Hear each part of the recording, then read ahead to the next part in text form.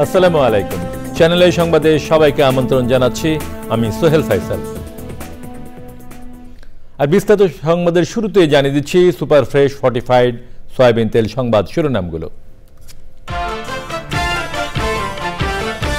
পণ্যমূল্য না কমা উদ্বেগজনক বললেন অর্থ উপদেষ্টা। মূল্যস্ফীতি অনুযায়ী ক্রয় ক্ষমতা না বাড়লে জীবনযাত্রা কঠিন হয়ে পড়ে মন্তব্য। সর্বস্তরের জবাবদিহি নিশ্চিত করে নতুন বাংলাদেশ গড়তে তারেক রহমানের আহ্বান। দলে অনৈতিক কাজ করলে কঠোর ব্যবস্থার হুঁশিয়ারি। প্রধান উপদেষ্টার জাতীয় ঐক্যের ডাক রাজনৈতিক অনৈক্য তৈরি করছে বলে জাতীয় পার্টির অভিযোগ। সংঘাতময় অবিশ্বাসের পরিস্থিতি হয়েছে দাবি। পরিচিতির খাতিরে বিগত সরকার বিদ্যুৎ কেন্দ্র বন্দোবস্ত দিয়েছে জানালেন জ্বালানি উপদেষ্টা। গ্যাসের খোঁজে 150 কূপ খনন করার উদ্যোগ। বৈষম্য কতটা দূর হয়েছে অর্থনীতিবিদ রেহমান সোবহানের প্রশ্ন। আগের সরকারের লুটপাট কল্যাণকর উদ্যোগে বাধা বলে পরিকল্পনা উপদেষ্টার মন্তব্য। এবং পোল্ট্রি খাতে কোটি টাকার বাণিজ্য গড়েছেন শরীয়তপুরের গৃহিণী ফাতেমা বেগম। একাগ্রতা, সততা ও সুপরিকল্পনার হাত ধরে সাফল্য।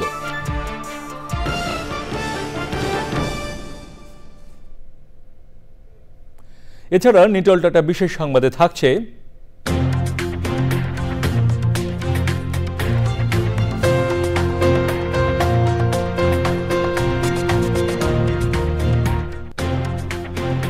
রাজধানীতে দৌড় প্রতিযোগিতার খবর।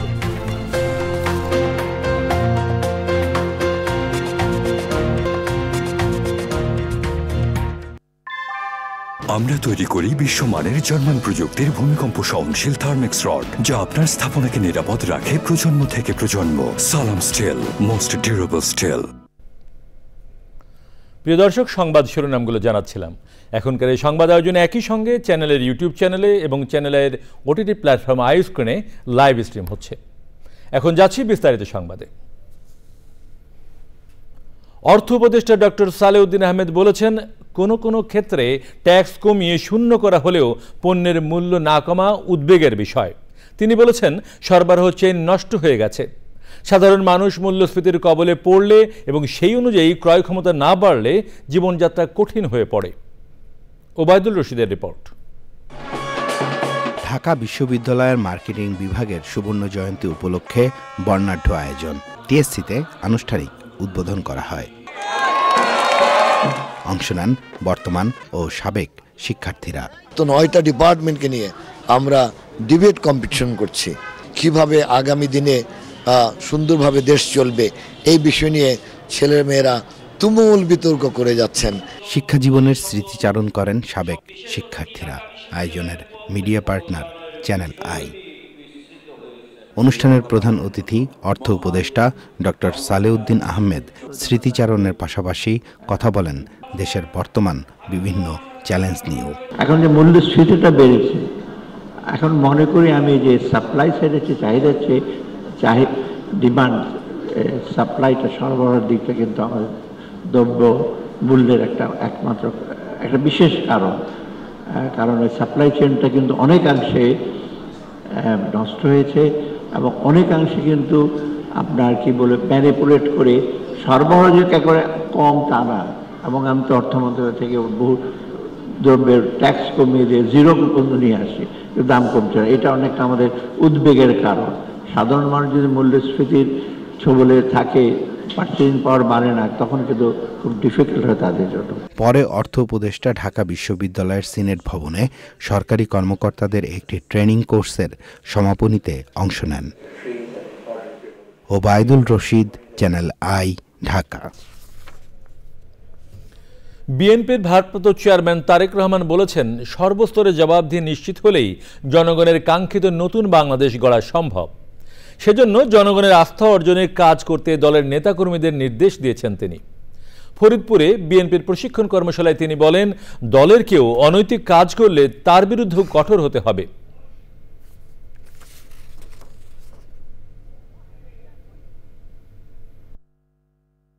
আজকে এখানে আপনারা সকালে এসেছেন, সকাল মিনিট বলতে বলা হচ্ছে মানুষের কিন্তু এখন চিন্তাধারা পাল্টেছে। এখন কিন্তু মানুষ জানতে চায়, দেখতে চায় যে আপনি বলছেন আপনি তার জন্য করছেন, তার জন্য আপনি কি করতে চান, কি কি করবেন আপনি, সেটি কিন্তু মানুষ বুঝতে চায়, সেটি মানুষ জানতে চায়। কাজেই আমাদেরকে আমাদের 31 দফার মধ্যে এই কথাগুলোই কম বেশি বলা আছে। আমাদেরকে সেজন্য প্রত্যেকটি শ্রেণী পেশার মানুষের কাছে যেতে হবে। আমরা দেশে একটি জবাবদিহিতার পরিবেশ তৈরি করতে চাইছি। জবাবদিহিতা প্রতিটি পর্যায়ে থাকতে হবে। ইউনিয়ন পরিষদের মেম্বার যেরকম জবাবদিহিতা করবে, প্রধানমন্ত্রীও জবাবদিহিতা করবে। জাতীয় পার্টির চেয়ারম্যান গোলাম মোহাম্মদ কাদের অভিযোগ করেছেন, প্রধান উপদেষ্টার জাতীয় ঐক্যের ডাক দৃশ্যত রাজনৈতিক অনৈক্য তৈরি করেছে। তিনি বলেছেন, এতে দেশে সংঘাতময় অবিশ্বাসের পরিস্থিতি সৃষ্টি হয়েছে। এনামুল কবির রূপমের রিপোর্ট। 90-এর গণ অভ্যুত্থানে 6 ডিসেম্বর ক্ষমতাচ্যুত হন সাবেক রাষ্ট্রপতি হুসেইন মোহাম্মদ এরশাদ। ওই ঘটনাকে সংবিধান সমুন্নত রাখতে শান্তিপূর্ণ রাষ্ট্র ক্ষমতা হস্তান্তর উল্লেখ করে 7 ডিসেম্বর সংবিধান সংরক্ষণ দিবস হিসেবে পালন করে আসছে জাতীয় পার্টি। এ উপলক্ষে দলীয় কার্যালয়ে আলোচনা সভা। যখন নির্বাচন হবে, সেই নির্বাচনের পরীক্ষা হবে জাতীয় পার্টি জনগণের পক্ষের দল নাকি জনগণ প্রত্যাখ্যান করে। সেই আগামী নির্বাচন যখনই হবে, সেই নির্বাচনে অংশগ্রহণ করার মতো আমাদের সাংগঠনিক শক্তিশালী করবার লক্ষ্যে আমরা কাজ করে যাব। প্রধান অতিথি পার্টি চেয়ারম্যান GM কাদের। জাতীয় ঐক্যের নামে উনি জাতীয় অনৈক্যের সূচনা করেছেন বলে আমরা আশঙ্কা করছি। বাংলাদেশে নির্বাচন কমিশন কর্তৃক নিবন্ধিত মোট রাজনৈতিক দলের সংখ্যা 48টি। এখন তার মধ্যে উনি দেখেছেন 18টি দলকে। এখন আওয়ামী লীগ, জাতীয় পার্টি ইত্যাদি দুটো দলকে বাদ দিয়ে তাহলে 50%-এর বেশি মানুষকে এই জাতীয় ঐক্যের ডাক থেকে বাইরে রাখা হয়েছে। অন্তর্বর্তী সরকারের কর্মকাণ্ডে ক্ষোভ জানান পার্টি চেয়ারম্যান। অন্তর্বর্তীকালীন সরকার নিজেই একটি দল গঠন করছেন বলে আমরা বুঝতে পারছি। সরকারের থেকে তারা মন্ত্রী হয়ে তারা দল গঠন করার চেষ্টা করছেন। তাহলে তত্ত্বাবধায়ক সরকার ব্যবস্থা আসলে ওই জন্য যে কিংস পার্টি থাকবে না। তাহলে কি মাননীয় চেয়ারম্যান আগামী নির্বাচনে আপনি চান যে আওয়ামী লীগের অংশগ্রহণটা থাকুক? অফকোর্স সব দল থাকবে, সব দলকে আসতে হবে। যারা রেজিস্ট্রেশন দিয়েছেন আপনি কেন তাকে আসতে দেবেন না? সভায় অন্যদের মধ্যে জাতীয় পার্টির সাবেক মহাসচিব রুহুল আমিন হাওলাদার ও দলের প্রেসিডিয়াম সদস্য রেজাউল ইসলাম ভূঁইয়া বক্তৃতা করেন।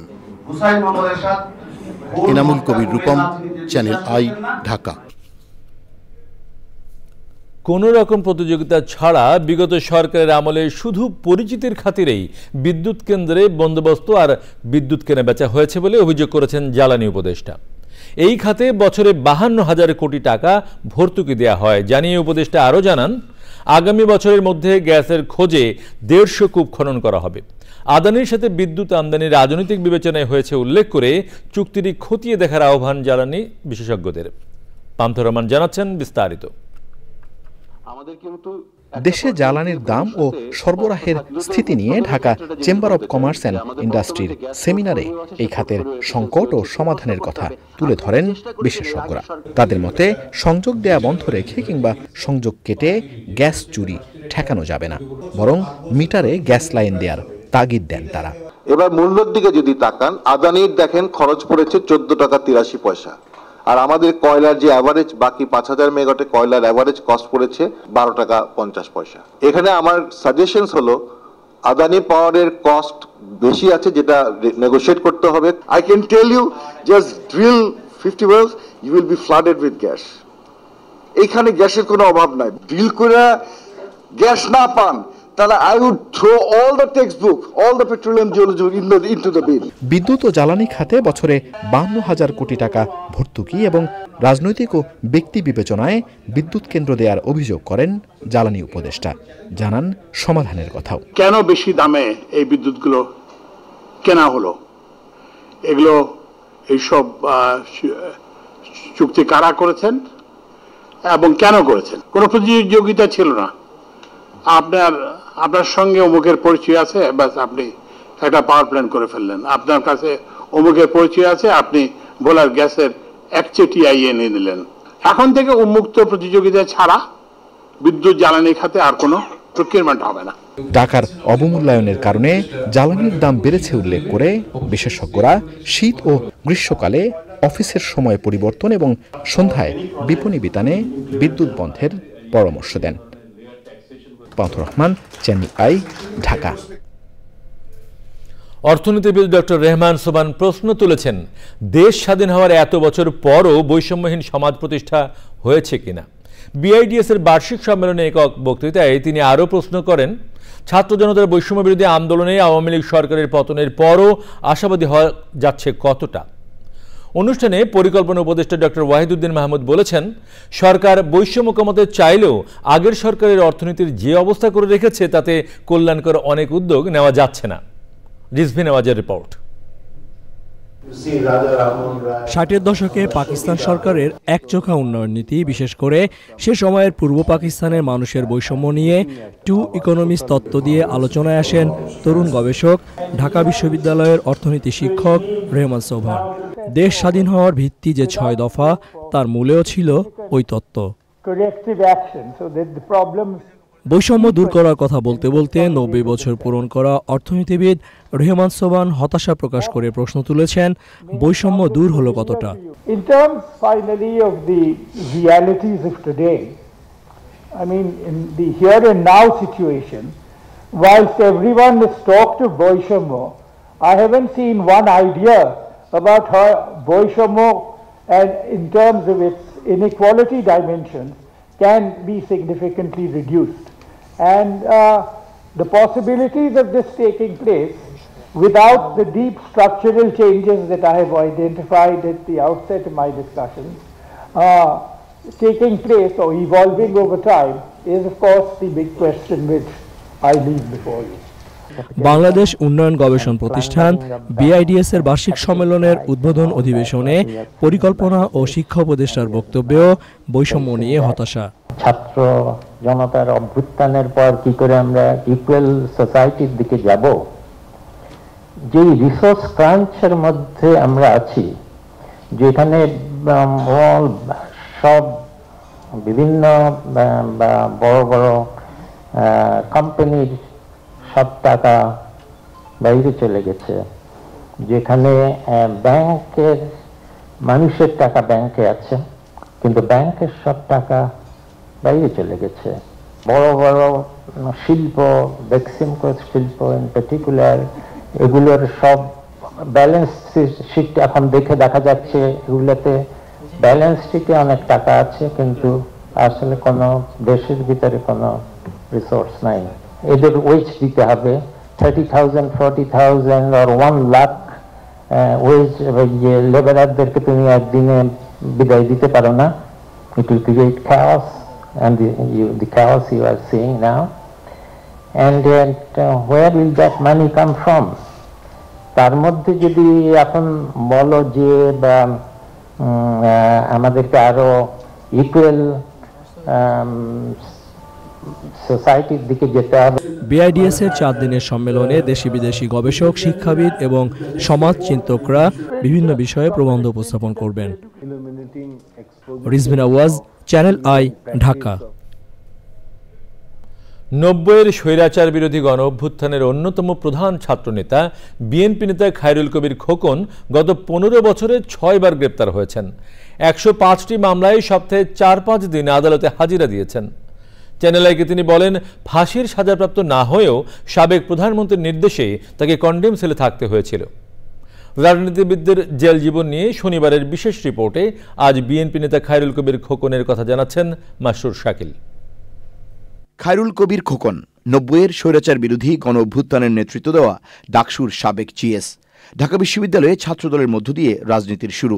স্বৈরাচারী এরশাদের বিরুদ্ধে ষড়যন্ত্রের অভিযোগে 80-র দশকে ছাত্র অবস্থায় প্রথম জেলে গিয়েছিলেন তিনি। 6 মাস ছিলাম এক নাগারে। 3 মাস পরে একটা চিঠি আসতো যে সরকার আপনাদের উপর সন্তুষ্ট হয়ে মানে আরো 3 মাসে আটক আদেশ বর্ধিত করা হলো। এই কথাটি এখনো মাঝে মাঝে আমরা গল্প করি আর কি, আমার সেইখানে এসবি থেকে সেই চিঠিটা যেত আর যেটা 3 মাস পরে আমাদের যে আটক আদেশ বর্ধিত করা হলো। কি লেখা থাকতো ওখানে? যে লেখো যে আপনার উপরে সরকার সন্তুষ্ট হয়ে আপনাকে আরো 3 মাসের জন্য আটক আদেশ বর্ধিত করা হলো। নরসিংদী বিএনপির স্থানীয় নেতা হত্যার অভিযোগে পতিত আওয়ামী লীগ সরকার তাকে গ্রেপ্তার করেছিল জানিয়ে খায়রুল কবির খোকন বলেন, গত 15 বছরে ফ্যাসিস্ট সরকারের কারণে বাসা, আদালত, রিমান্ড, জেলখানা তার সাপ্তাহিক রুটিনে পরিণত হয়েছিল। এই 16 বছরে আমি ধরেন 6 বার অ্যারেস্ট হয়েছি, প্রায় 105টি মামলা আছে ঢাকায় নরসিংদী মিলে, এবং বহুবার জেলে আমাকে সপ্তাহে 4 দিন থেকে 5 দিন আমাকে হাজিরা দিতে হয়েছে। একদিন 2-3টা মামলা হাজিরা হতো। আমার নরসিংদী ঢাকা দুটোই মিলে দিতে হয়েছে। নরসিংদী জেলাও থেকেছি বহুবার, ঢাকার জেলাও থাকতে হয়েছে আমাদের, কারণ এগোতেই ছিলাম বেশিরভাগ সময়। আমাদের পরবর্তীতে অবশ্য ডিভিশন আমাদেরকে দেওয়া হয়েছে, আমরা পেয়েছিলাম, আমাদেরকে রিড করে আমাদের নিতে হয়েছে হাইকোর্ট থেকে। খোকন বলেন, জেলখানায় তাকে সহ বিএনপির অনেক নেতাকে ফাঁসির আসামির মতো কন্ডেম সেলে রাখার নির্দেশ দিয়েছিলেন সে সময়ের প্রধানমন্ত্রী। ডিভিশন না দিয়ে আমাদের নিয়ে গেছে যেখানে মৃত্যুদণ্ডপ্রাপ্ত আসামিকে রাখা হয়, কন্ডেম সেল যাকে বলা হয়, সেখানে আমাদেরকে রাখা হয়েছে। ওখানে কি পরিবেশ সে জানেন, যে ফ্লোরে শোয়ার ব্যবস্থা, কোনো বেসিন নাই, তারপর কোনো হাইকমান্ড নাই, সেখানে দরজা নাই, মানে ওপেন একবারে। এটা একবারে অমানবিক আর কি। জেলের মহাসচিব মির্জা ফখরুল ইসলাম আলমগীর এবং আমাদের মির্জা আব্বাসকে গ্রেফতার করে নিয়ে গেল, সরাসরি আমাদের এখানে নিয়ে আসলো যে কন্ডেম সেলে যারা। জানতে পেরেছি শেখ হাসিনা তার নির্দেশে নাকি জেল সুপার এবং জেলার তারা আমাদের এই মন্ত্রী এমপিদেরকে, আমাদের সিনিয়র নেতাদেরকে মাটিতে শোয়ার নির্দেশ দিয়েছে। প্রতিপক্ষের রাজনীতিবিদদের প্রতি হিংসাত্মক মনোভাব পরিহার করে রিমান্ড ও জেলে আইনানুগ আচরণ নিশ্চিত করা উচিত বলে মনে করেন বিএনপি নেতা Khairul Kabir Khokon. Masrur Shakil, Channel i, Dhaka. Poultry খাতে বিনিয়োগে শূন্য থেকে শুরু করে কোটি টাকার বাণিজ্য গড়ে তুলেছেন শরীয়তপুরের গৃহিণী ফাতেমা বেগম। তিনি বলছেন, কাজের প্রতি একাগ্রতা, সততা এবং সুপরিকল্পনা থাকলে কৃষির যে কোনো খাত থেকেই আয় করা সম্ভব। বিস্তারিত জানাচ্ছেন শাইখ সিরাজ। বাংলাদেশে পোল্ট্রি শিল্পে নিয়োজিত 60 লাখেরও বেশি মানুষের শতকরা 40 ভাগই নারী। এ খাতে নিয়োজিত হয়ে অনেক নারী যেমন স্বাবলম্বী হয়েছেন, বেড়েছে তাদের সামাজিক ক্ষমতায়ন। এমনই এক উদ্যোক্তা শরীয়তপুরের চরমধ্যপাড়া গ্রামের ফাতেমা বেগম। আমাদের সাথে বিয়া, স্বামীর একটা ছোট্ট সেট আছে, দেখে খালি লসে দেখা। আমরা বাইরে বললাম খামারটা আমি করবো। কটা মুরগি দিয়েছি? 500 মুরগি দিই। ওই 500 মুরগি দেওয়া, তারপরে 1000 করছি বাট। 1000 করার পরে এমন একটা ডিমের বাজার পাইলাম 8 টাকা করে ডিম। 11 লক্ষ টাকা 6 মাসে ইনকাম করছি। এই 11 লাখ টাকারই জমি এইটা। এই যেখানে দাঁড়ায় কথা বলছি। আচ্ছা, জমি কিনা, তারপরে আমি ব্যবসা আস্তে আস্তে বাড়াইছি। এখন আমার 9,000 বাট আছে। সুপরিকল্পনা আর নিয়মতান্ত্রিকভাবে পরিচালনার মাধ্যমে খামারটিকে লাভজনক প্রতিষ্ঠানে রূপান্তর করেন ফাতেমা বেগম। শুকরিয়া আদায় করি, ওর মতো ওয়াইফ যদি আমি না পেতাম আমার কিচ্ছু থাকতো না। একটা সৎ মেয়ে পাওয়া স্যার ভাগ্য ব্যাপার। যে পরিশ্রম করে স্যার, বর্তমানে একটা মানে ছেলেও এত পরিশ্রম করতে পারে না, ওর সাথে কাজ করে কেউ পারে না। স্বামী স্ত্রীর ভিতরে যদি মিল মহব্বত না, আমি মনে করব, না থাকে, সে সংসারে মনে হয় উন্নত কমই হয়। গত শতাব্দীর 80-র দশক থেকে বিকাশমান পোল্ট্রি শিল্প বর্তমানে গভীর এক সংকটের সময় অতিক্রম করছে। ফিড মেডিসিনের দামগুলো অনেক বাড়াইছে। যারা বাজারে বিক্রি করে 4-5 হাত বদল হয়, তো ওই জন্য এই ডিমের দামটা বাড়তে।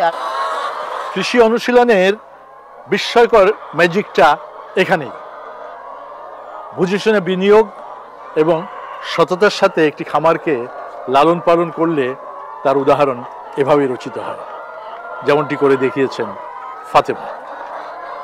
এবং ফাতেমার এই অনুশীলনটি সারা বাংলাদেশের অন্যান্য বধূ, মা, যুবক যুবতী যারা এই জাতীয় ফার্ম করছেন তাদের জন্য একটা অনুকরণীয় হতে পারে। শরীয়তপুরের চরমধ্যপাড়া থেকে শাইখ সিরাজ, চ্যানেল। এ নিয়ে বিস্তারিত প্রতিবেদন প্রচার হবে আজ রাত 9টার সংবাদের পর হৃদয়ে মাটি ও মানুষ অনুষ্ঠানে। আপনারা দেখছেন চ্যানেল আই সংবাদ। এখন খানিকক্ষণের বিরতি, আর বিরতির পর অন্যান্য সংবাদের সঙ্গে থাকবে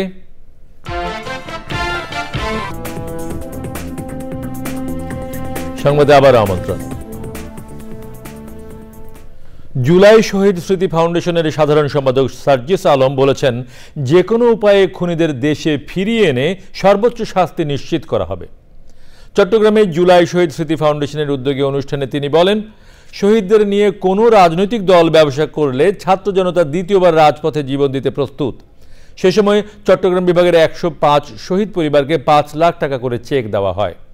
সে সময় ছিলেন ফাউন্ডেশনের প্রধান নির্বাহী কর্মকর্তা মীর মাহবুবুর রহমান স্নিগ্ধ। চট্টগ্রাম বিভাগের শহীদদের স্বজনরা ফাউন্ডেশনের সদস্যদের পেয়ে কান্নায় ভেঙে পড়েন।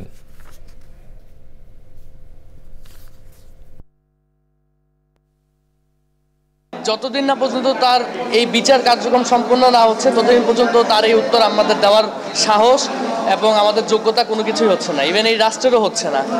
তাদের বিচার কার্যক্রম যত দ্রুত সম্ভব সম্পূর্ণ করে আমরা যাতে শহীদ পরিবারদের সামনে দাঁড়াতে পারি সেই ব্যবস্থা করে দেওয়ার জন্য অনুরোধ করছি। এই বাংলাদেশে অভ্যুত্থান যেহেতু হওয়া শুরু করেছে, আমরা যেহেতু আমাদের জায়গা থেকে জীবন দিতে শিখে গিয়েছি, ওই জীবনের মায়া 5ই আগস্টের আগে আমরা ভুলে গিয়েছি। আমরা আপনাদেরকে পুরো বাংলাদেশের যারা রাজনৈতিক দল, বিভিন্ন সশস্ত্র বাহিনীর যারা রয়েছেন, আপনাদেরকে স্পষ্ট করে একটা কথা বলি, এই বাংলাদেশে কোন দালাল, কোন তোষামতকারী, কোন দলান্ধর আর জায়গা হবে না।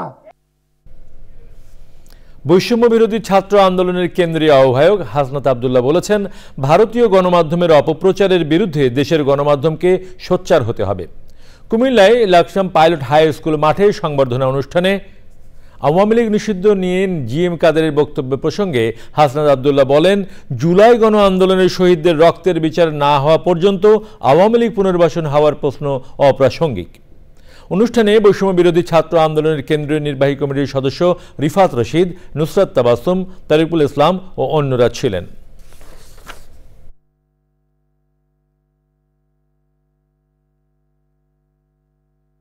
গণমাধ্যম রয়েছে, এই গণমাধ্যমের উচিত যে বাংলাদেশে যে আসলেই আমাদের যে সাম্প্রদায়িক সম্প্রীতি রয়েছে, কোনো ধরনের ক্ষুদ্র নৃগোষ্ঠী অথবা হিন্দু মুসলিম বৌদ্ধের আমাদের যে একটি সুন্দর সাম্প্রদায়িক সম্প্রীতিটি রয়েছে, এগুলো তুলে ধরা। তারই সাথে সাথে ভারত যে মিডিয়া প্রপাগান্ডা চালাচ্ছে সেগুলোর বিরুদ্ধে কাউন্টার প্রপাগান্ডা সেল গঠন করে সেগুলোর বিরুদ্ধে আমাদের দেশের মিডিয়ারও সরব উপস্থিতি প্রয়োজন। জাতীয় পার্টি আওয়ামী দূষর হিসেবে তারা ইতিহাসে হচ্ছে স্বীকৃত থাকবে। সুতরাং জাতীয় পার্টি কি বললো সেটি ছাত্র নাগরিক কোনো ধরনের তোয়াক্কা করে না। গাজায় শরণার্থী শিবির এবং হাসপাতালে ইসরায়েলি বোমা হামলায় 50 জন নিহত হয়েছে। মধ্য গাজার নুসাইরাত শরণার্থী শিবিরে ইসরায়েলি হামলায় 20 জনের বেশি নিহত হয়েছেন। ফিলিস্তিনি বার্তা সংস্থা ওয়াফা নিউজের প্রতিবেদনে এ তথ্য জানানো হয়। নিহতদের মধ্যে 6 শিশু ও 5 নারী রয়েছে। এদিকে গাজার বেসামরিক প্রতিরক্ষা বিষয়ক সংস্থা জানিয়েছে, উত্তর গাজার বেইত লাহিয়ায় ইন্দোনেশিয়ান হাসপাতালে হামলা চালিয়েছে ইসরায়েলি বাহিনী। কামাল আদওয়ান হাসপাতালে ইসরায়েলি বাহিনীর বিমান হামলায় কমপক্ষে 29 জন নিহত হয়।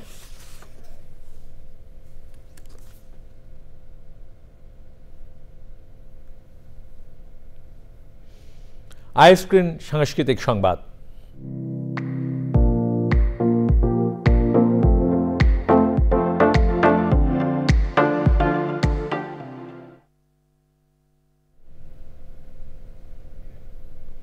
রাজধানীতে ফ্রেমে বন্দি 36 জুলাই অভ্যুত্থান পূর্বাপর শীর্ষক আলোকচিত্র প্রদর্শনী হয়েছে। সকালে রাজধানীর শাহবাগে জাতীয় জাদুঘরে বাংলাদেশ ইসলামী ছাত্র শিবিরের উদ্যোগে চিত্র প্রদর্শনীতে প্রধান অতিথি ছিলেন সংগঠনের কেন্দ্রীয় সভাপতি মঞ্জুরুল ইসলাম। নলিনীকান্ত ভট্টশালী গ্যালারিতে দুদিন এই প্রদর্শনীতে বৈষম্য বিরোধী ছাত্র আন্দোলনের বিভিন্ন উল্লেখযোগ্য ঘটনার চিত্র প্রদর্শনী করা হচ্ছে। প্রতিদিন সকাল 11টা থেকে সন্ধ্যা 7টা পর্যন্ত এই প্রদর্শনী সবার জন্য উন্মুক্ত।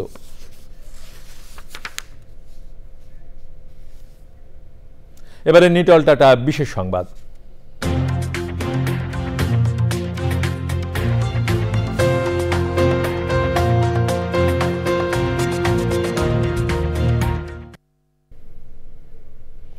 রাজধানীতে অন্যতম বড় শৌখিন ও অপেশাদার দৌড়বিদদের সংগঠন টিম ধানমন্ডিতে ফ্রেন্ডশিপ 10 2024 শিরোনামে ফ্রেন্ডশিপ রান আয়োজন করা হয়। বিজয়ের মাস, পরস্পরের মধ্যে বন্ধুত্ব ও সামাজিক সংহতি জোরদার করা শিরোনামে 10 কিলোমিটার দৌড় প্রতিযোগিতায় ধানমন্ডি ও ঢাকার বিভিন্ন এলাকায় প্রায় 200 নারী ও পুরুষ অংশ নেন। উৎসবমুখর পরিবেশে আয়োজিত প্রতিযোগিতার সমাপনী আয়োজনে ছিলেন টিম ধানমন্ডির নেতারা। এবারে কৃষি সংবাদ।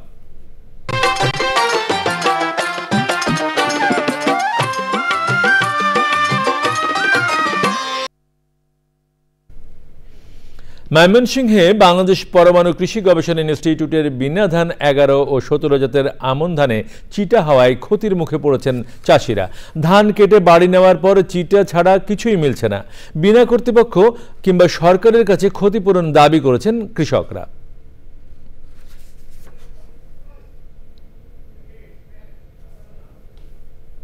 এবারে প্রকৃতি সংবাদ।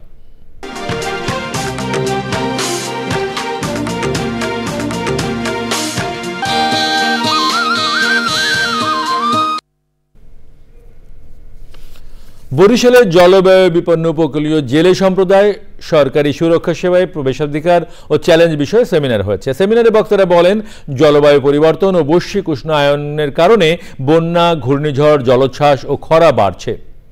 এতে দেশে 25 মিলিয়নের বেশি মানুষ জলবায়ু বাস্তুচ্যুত হওয়ার ঝুঁকিতে রয়েছে, যা উপকূলের জীবন জীবিকা ও অর্থনৈতিক উন্নয়নকে মারাত্মকভাবে বাধাগ্রস্ত করবে।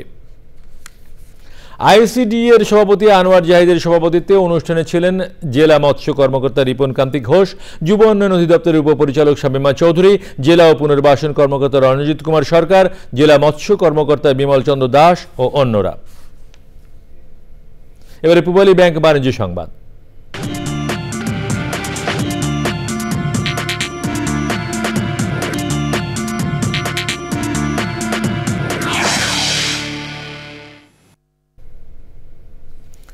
অপরিশোধিত জ্বালানি তেল উত্তোলন বাড়ানোর পরিকল্পনা আবারও পিছিয়েছে ওপেক প্লাস। এবার পরিকল্পনার মেয়াদ এপ্রিল থেকে বাড়ানো হয়েছে। সম্পূর্ণভাবে উত্তোলনের মেয়াদ 1 বছর বাড়িয়ে 2026 সালের শেষ পর্যন্ত করা হয়েছে। খাত সংশ্লিষ্টদের মতে, দুর্বল চাহিদা ও ওপেক প্লাস বহির্ভূত দেশগুলোয় উত্তোলন বাড়ানোর কারণে এমন সিদ্ধান্ত নিয়েছে সংগঠনটি। ওপেক প্লাস সদস্যভুক্ত দেশগুলো দৈনিক গড়ে 58,60,000 ব্যারেল জ্বালানি তেল উত্তোলন বন্ধ রেখেছে, যা বৈশ্বিক চাহিদার প্রায় 5.7%। 2022 সাল থেকে পণ্যটির দাম বাড়াতেই এ ধরনের পদক্ষেপ নেওয়া হয়েছিল। সংস্থাটি বিশ্বজুড়ে অর্ধেকেরও বেশি জ্বালানি তেল উত্তোলন করে। সংবাদে আবারও খানিকক্ষণের বিরতি, আর বিরতির পর অন্যান্য সংবাদের সঙ্গে থাকবে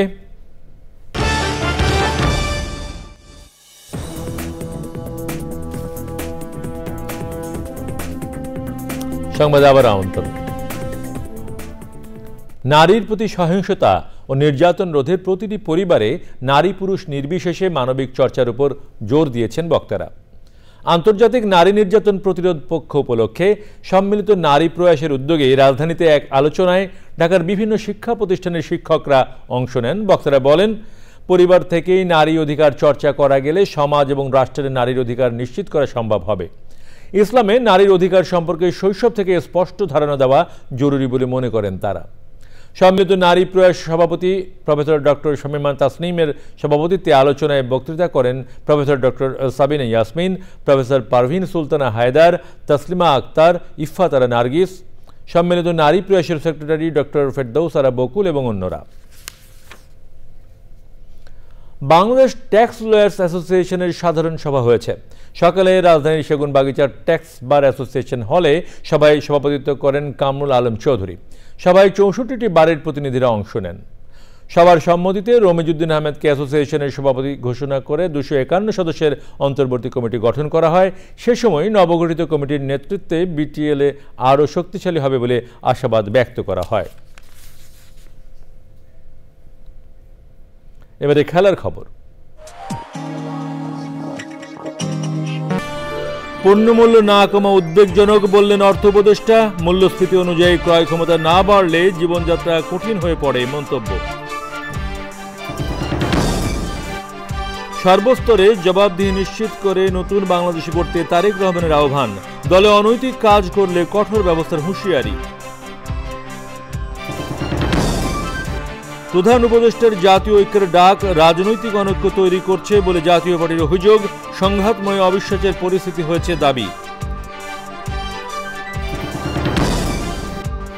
পরিচিতির খাতিরে বিগত সরকার বিদ্যুৎ কেন্দ্র বন্দোবস্ত দিয়েছে, জানালেন জ্বালানি উপদেষ্টা। গ্যাসের খোঁজে 150 কূপ খনন করার উদ্যোগ। বৈষম্য কতটা দূর হয়েছে, অর্থনীতিবিদ রহমান সোবহানের প্রশ্ন। আগের সরকারের লুটপাট কল্যাণকর, উদ্যোগে বাধা বলে পরিকল্পনা উপদেষ্টার মন্তব্য। এবং পোল্ট্রি খাতে কোটি টাকার বাণিজ্য গড়েছেন শরীয়তপুরের গৃহিণী ফাতেমা বেগম। একাগ্রতা, সততা ও সুপরিকল্পনার হাত ধরে সাফল্য।